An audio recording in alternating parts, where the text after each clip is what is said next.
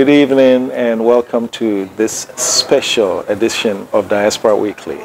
My name is Jermaine Nkrumah and we're delighted to be joined by an amazing woman, and I'm not even going to do a jangle today because I can't wait to meet her. So ladies and gentlemen, please help me welcome Her Excellency, Madam ZUMA. Thank you very much. How are you doing today? I'm fine, thank you. Very good. Happy to be here. I mean, if I try to introduce you, I think we'll be here till midnight because you've done so much for your country, South Africa, and also for Africa as a whole. And that really educated why I wanted to speak with you, and thank you for joining us here. First and foremost, how you're visiting Ghana? How has your trip been? Well, my trip has been very good because I attended the African Bank 30-year anniversary, but I also visited the African Free Trade. Yes, and today they had a special welcome for me. Okay. And then there was also a dinner which was giving awards to what they called the Bridges Award. That's correct. So it's been great. Talking about building bridges, no one does it better than you. And talking about African Continental Free Trade Area, your handprints are all over that. How is that going so far? Well, I think it's going well. You know, when we launched the negotiations in 2015, we said to the negotiators, you must conclude the negotiations in 2017. And everybody said, she's naive. You know, trade negotiations take years and years. So I said to them, but it's not like it's God who says it must take years and years. It's us who take years and years. We are saying this time, we mustn't take years and years. We must conclude by end of 2017. And as the universe will have it, indeed. You did it. It was concluded 2018. The heads of state at their summit started signing. And now I'm told that 47 countries have ratified. Look at that. Which is very, very good. Look at that. And a lot of work is now going on to see how the implementation should be done.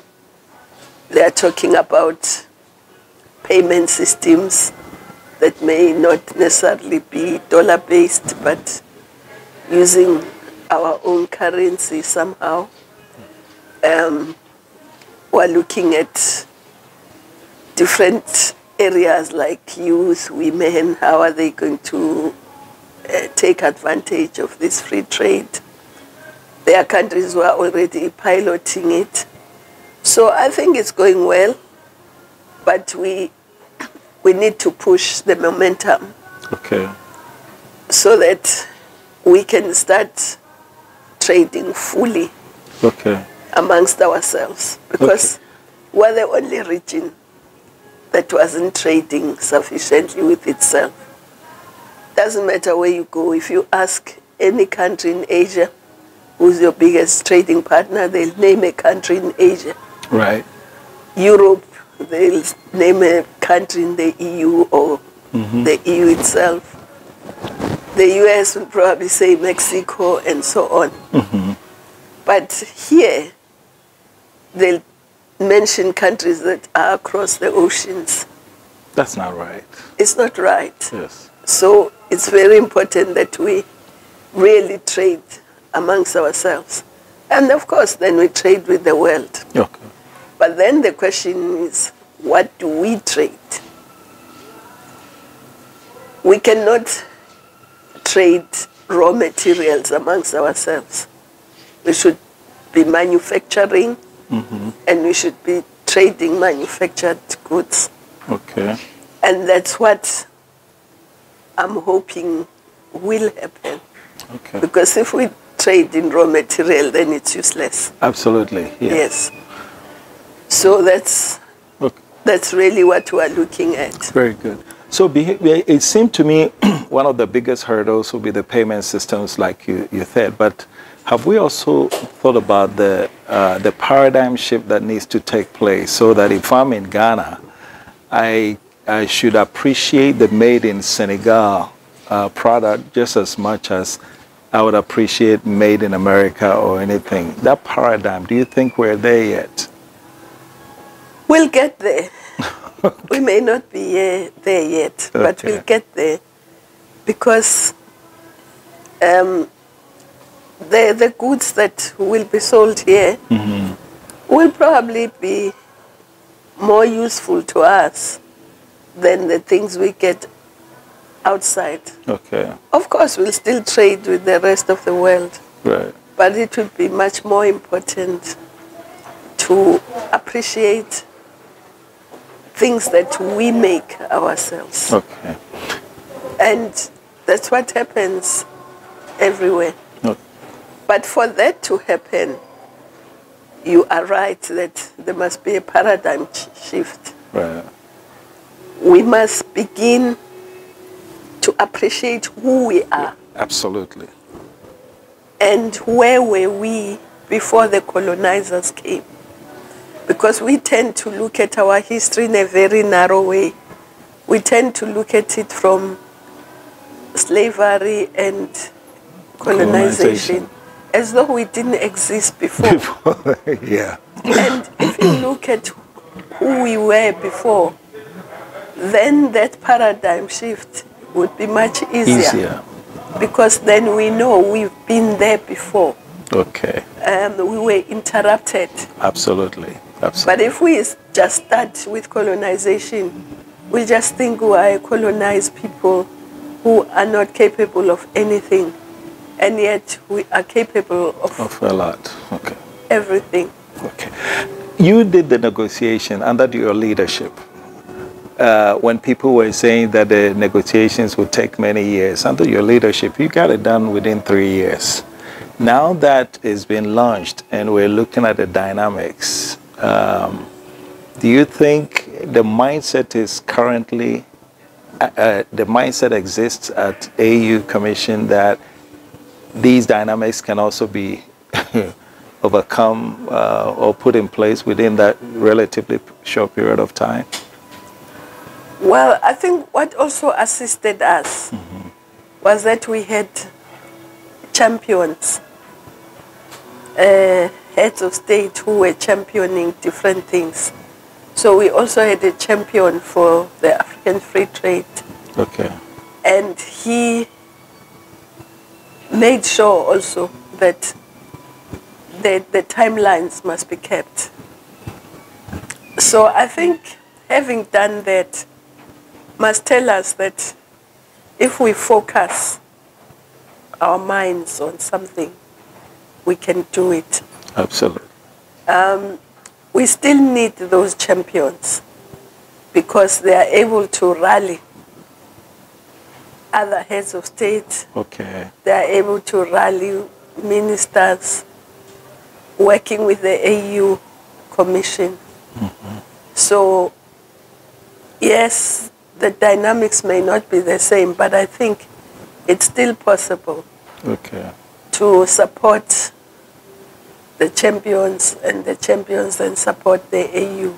Okay. Coming from the media industry, I noticed that at the event even yesterday, there's a lot of talk about finance and all these things, but I didn't hear much about the power of media and marketing Africa, because I think we've sat down and allowed people to define who we are from the media. And as we move forward, do you see we have a place for a collaborative media in Africa to redefine who we truly are? Yes, I think that's a very important point, because we have allowed a narrative about us, not by us, And then we regurgitate that narrative in our own media. So I think it's very important that the media must also be part of redefining Absolutely. who we are. Because if you know you have a proud history, you love yourself, you love your culture, it's difficult for anyone to imprison you Yeah. or to imprison your mind. Right. But once they succeed to make you ashamed of your history and your culture, then the job is done for them. Yeah. So I think the media itself must have a mindset shift Right. that says we're not going to be defined by somebody else. We have to define ourselves Absolutely. according to our own history, according to our own indigenous knowledge, according to our own reality. Okay. Because have we ever asked ourselves why all these international media put so much money to talk to us? Yeah. Most of these big countries, they put a lot of money in talking to Africans. But it's to ensure that they keep us in a particular mindset about ourselves. Absolutely. Okay. And so with this, as we talk about paradigm shift, lately we've seen a lot of instances where our young men and women travel through the Caribbean trying to get into the Middle East, and they meet with accidents. And we've heard cases of Tunisia, for example, where some of them are maltreated, even killed. Does that discussion ever come up? I know your time, I don't recall that was rampant, but does that discussion ever come up within how our Northern African brothers view us? Yes, it does come up. But what is important is for us, in my view, to skill our young people. That's why in the Agenda 2063 we talk about the skills revolution. Because if our young people are skilled, they'll be able to get jobs or create jobs. Right. And they'll be able to be the drivers of development on the continent.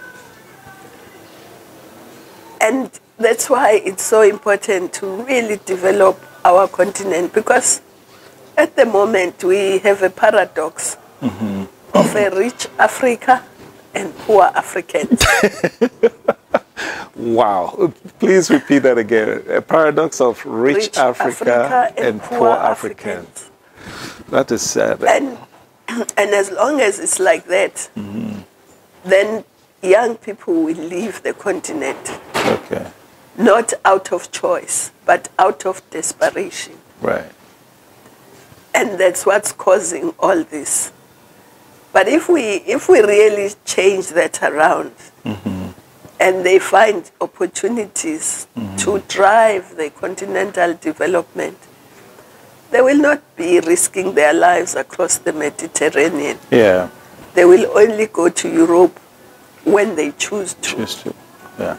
And that's what we must all be working towards. Okay. Well, I agree with you on that. However, I think that is the argument that they use. But the other argument is also the UN Charter that allows free passage.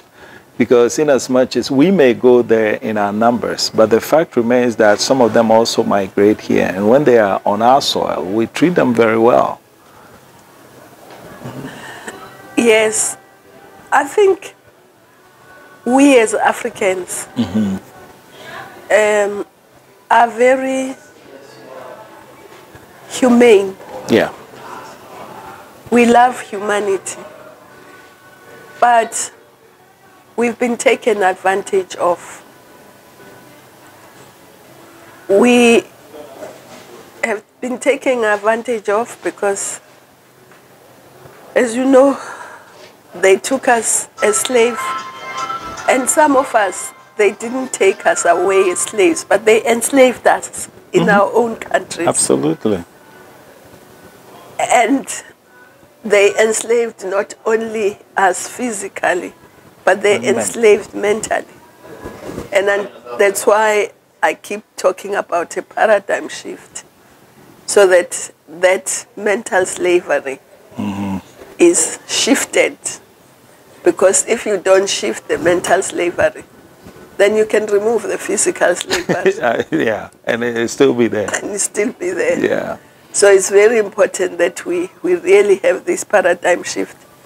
But also, we must believe in ourselves, because part of the problem is that we think white people are superior, they know more than we do, and all that. We built pyramids, we had the bronze things, we were goldsmiths, we were ironsmiths before they were. The problem is we were peaceful, and I think they took advantage of our, they described us as of a peaceful nature. So I think we should just change that, believe in ourselves. Doesn't matter what they say about us, but we must believe what we know about ourselves. And that's why I started by saying it's very important to know who we are, who we were before we were colonized. Because once we know that, we will be very proud Africans. Yes. Who will take our destiny in our hands without hesitation. Talking about taking our destiny in our hands, yesterday, one of my favorite ladies, I have quite a number of you, Her Excellency Pia Motley made a statement at the event that the first passage, I think she termed it middle passage, right? Was not of our choice. But the new middle passage must be our choice, and which is what you're talking about. How do you think we are faring in that regard? Well, I think we are doing well, not as well as we should be. But if you recall, the AU had taken a decision that the diaspora should be part of us. Yes. They even said it should be the sixth region. I think you had a lot to do with that. And we went around talking to the diaspora, not only in the Caribbean and North America, but also on the continent of Europe, because there are lots of Africans who live there, who are diaspora there. Because we think it's important to link up as Africans. As you were saying, you don't care as long as you see an African. Doesn't matter where they come from. Absolutely. I think that's the attitude we should have. But of course, now that they were settled in the Caribbean, for instance, and North America, we should take advantage of that and work together. I think we are progressing, even if slowly. I was very excited that at this meeting, we at least had 3 heads of government from the Caribbean. The chair of CARICOM, then the Prime Minister of Barbados and Prime Minister of St. Vincent and the Grenadines. So it means slowly we are coming together. And if Afreximbank is now working across, then it means that is now being defined by us, not by other people. Absolutely. So I think we are doing not as well as we should, but at least there's some progress. That's very good. And the sixth region is a very important piece of what we're looking to do, because they represent, perhaps, putting together, I think they could easily be the largest region of, if you compare numbers to the South. And the one thing that you did that I was so impressed was when the election of 2016, when you voluntarily decided not to run for re-election. And there were 4 candidates from Northern Africa, Southern Africa, Eastern Africa, Western Africa, but there wasn't any candidate in the Central. And you postponed, you worked to postpone so that we'll have representation in all 5 regions. That was impressive, and I hope that is going to set the standard for future elections. Well, maybe it wasn't just me who postponed. Maybe the heads of state. The heads of state, okay. Yes. But you work with them too. Okay. Yes. I think it's important that we all work together and not exclude anyone. But also it's important to look for the best candidates. Absolutely. Because if we don't do that, we can move backwards instead of forwards. Right.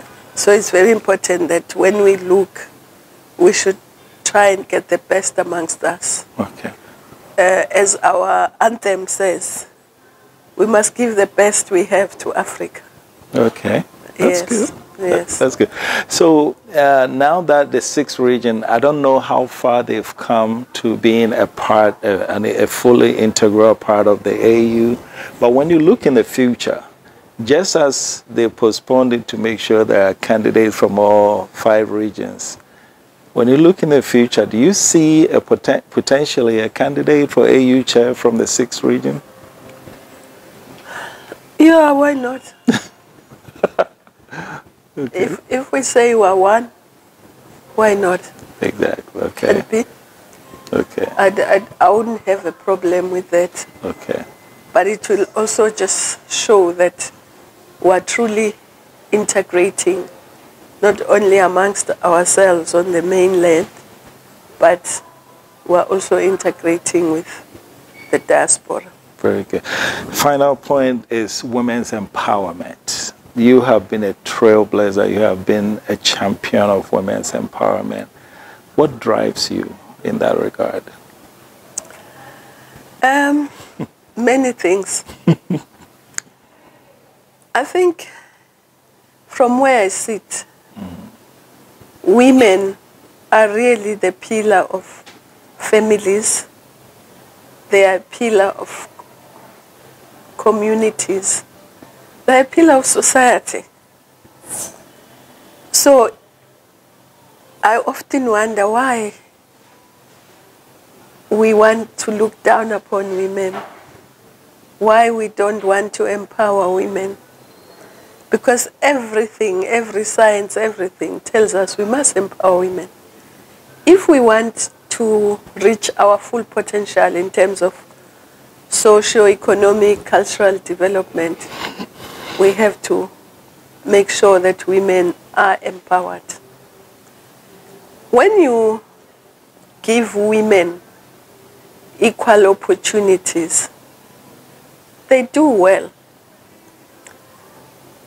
Let me use a small country in the Caribbean, Cuba. Cuba gives equal access to men and women. When I was Minister of Health, I wanted to send some of our students to go and study medicine there, and also recruited some Cuban doctors to come and work in South Africa. One of the most interesting things I learned about Cuba was that at some stage, when they had a very high threshold for anyone who wants to study medicine, at some stage they found that boys were not making it. Wow. Yes. Really? Yes. So they had to have a 2-tier system. Seriously? Seriously. A two-tier system, one for girls, which was higher, and one for boys, which was a bit lower. Interesting. Because otherwise they were saying they'll end up with just women in medicine, with no boys. Of course, that may account for many reasons, but one of the things, of course, we know that parents tend to be stricter with girls than with boys. Right. When they come back from school, parents don't really care if the boys boy go out to play. But the girl must be home, Absolutely. do homework and so on. Absolutely. But on the other hand, it also shows that given the opportunity, they will excel. Yeah.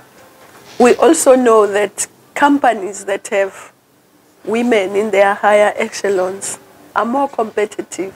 Look at COVID. Than those who don't have. Yeah. So everything points to the empowerment of women. Right. Even the late Japanese Prime Minister, Abe Shinzo, when the economy of Japan was stagnating, he called all the companies and said, hey, we must now ensure that we bring women into the economy. And he even coined the term, he called it womenomics. Womenomics, okay. Yes. This is the first time I'm hearing that. Yes. That's good. Womenomics. Yes. Interesting. Because he understood that you cannot empower women. Right. But also women spend more of their income on the family than men. Yeah. Yes. If you give a man and a woman same resources, the woman will spend more of those resources on the family. So everything points to the advantage of empowering women. Yeah. But also, if you empower women, you know that you are giving them also freedom. Yeah. Because if they are married and things don't go well, they can walk away. They don't stay forever until they are beaten up or sometimes killed as it happens. So it's important to empower women not only when they are women, but from girls. Right. When they are young. Okay. They must have the same opportunities to education. And so that they are truly empowered, they must have opportunities in business. We know at the moment that women struggle to find resources for their businesses. Access to finance for women and young people is difficult. When you talk about finance for women businesses, they'll talk about microfinance. Oh, yeah. Micro business, microfinance. Micro that. What's micro about us? What's micro about us? They must give us resources that we need. Same resources that they give them? Yeah, that they give to men. Yes, some women may choose to be in the micro business, fine. Some may be in the small and medium, but some must be in the big corporates, international corporates. Why not? I know. So if you empower women, you empower the family, you empower the community, you empower society as a whole. Absolutely. And as women, we account for more than 50% of the population. Mm-hmm. Never mind that we produce the others as well. So if we are playing a match, football or whatever, and you decide you'll bring half your squad, what chance have you got of winning? You don't. You will never win. You don't. So even our continent, if it doesn't empower women, it will never reach its full potential. Get to where we're supposed to be. I mean, I want to thank you so much, but I looked at my notes and there was one thing that I needed to clear. Has the time come for us to have a more serious conversation with our northern brothers, because we hear that they align more with Arab and Middle East than Africa, and yet physically they are on the continent. Recently, I think the Football World Cup, I think Morocco or something, one of the players said this is a victory for Arab, and it caused a lot of consternation. At the AU, is there such a discussion going on? Should there? Well, yes, I think they should be. I've always said to them, they are Africans.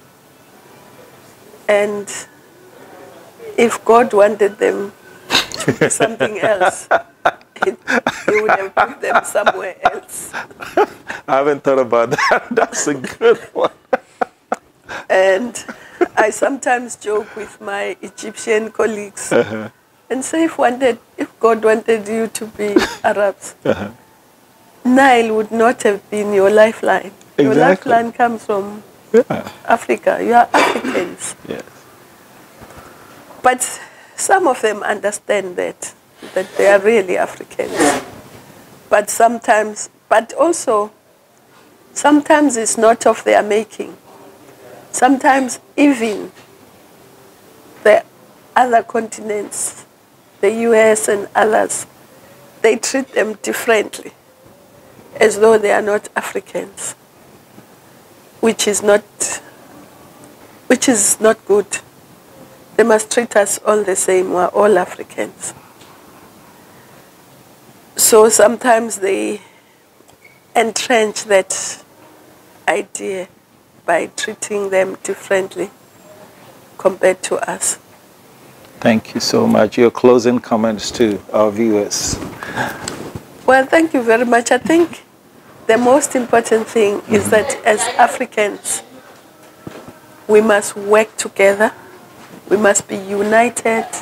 We must integrate. We must develop our continent and stop sending raw materials. We must process, manufacture here on the continent. But as President Nkrumah said, we must unite or perish. Simple. Is that simple? Thank you so much. This has been a conversation, a special edition of Diaspora Weekly with Her Excellency Madame ZUMA from South Africa. Carried a lot of portfolios within the South African government, but her largest mark was made at the African Union as the African Union Commission Chair. And on her visit to Afrexim 30th anniversary in Ghana, she was gracious enough to sit down with Diaspora Network Television. Thank you for watching, and good night.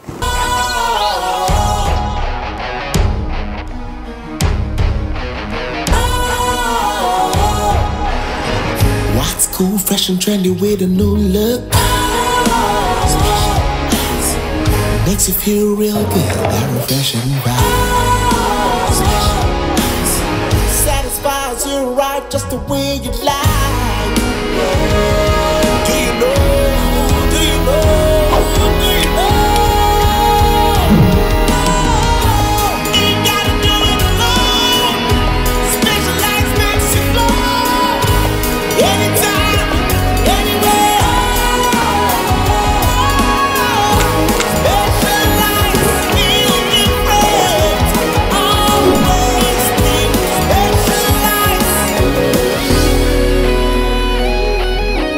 Special ice, natural mineral water. Feel different. Think special. This advertisement has been vetted and approved by the FDA.